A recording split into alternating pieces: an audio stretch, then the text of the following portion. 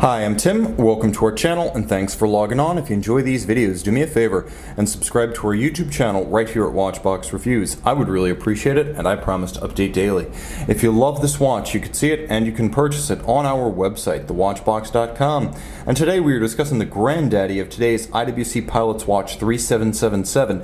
This is the 1994 to 2005 IWC Pilot Watch Chronograph 3706-07, 39 millimeters in stainless steel with original tritium dial and hands. This is a lovely survivor from the 1990s on a full bracelet, easy to wear on my 16 centimeter circumference wrist. It's reasonably slender at 14.8 millimeters, but it's not going to win any awards for thinness.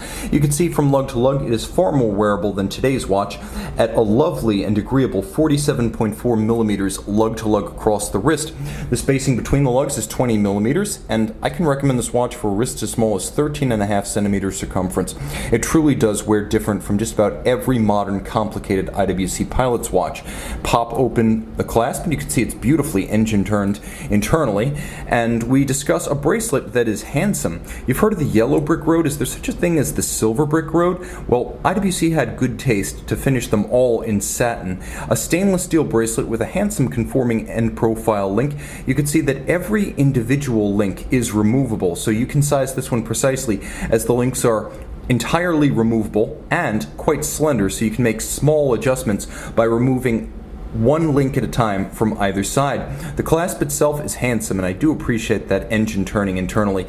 It shows the attention to detail for which Schaffhausen's traditional watchmaking was renowned. A single trigger release keeps this one fairly secure on the wrist. Jumping back to the case band, you can see it's mostly understated. There's a little bit of a polished bevel on the ends of the lugs, but for the most part satin finish of case band, lug hood, and bezel. A little bit of an inward step from the case band to give a bit more definition. The bezel then gives way to an immaculate matte black dial featuring no-nonsense instrument style, white on black calibration, and then you can see that the lume that's here is a gorgeous ecru faded tritium. This is not fauxtina, this is the real thing. You have complications, of course. You have a day and a date with a double quick set for each one. It's an English language calendar, and of course you have a chronograph with chronograph seconds, minutes, and hours up to 12. Underneath the case back, which announce in, of course, IWC's lingua franca, which is ironically German, that this is the Fliegerchronograph. This is the pilot's chronograph, and that screwed-in case back,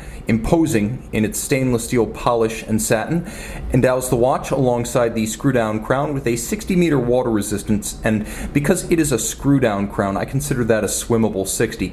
Of course, the watch features both its original tritium dial and hands, and its original IWC fish crown. These occasionally get swapped out for newer versions over the years. This one is all original equipment. You can see shouldered crown guards, and underneath the case back, a highly modified Valshoe 7750, 25 joules, 44-hour power reserve, unidirectional automatic winding, doing business as IWC's caliber 7922. Now, back in the day, IWC received knockdown kits from ETA, so prior to the early 2000s when this watch was made, the 1990s was the era when IWC would take the basic Bausch and heavily modify everything from the power source to the train to the regulator, making this effectively IWC's own movement. It beats away at 28,800 vibrations per hour. It's contained within a soft iron cage to give it a degree of anti-magnetism like a Milgauss.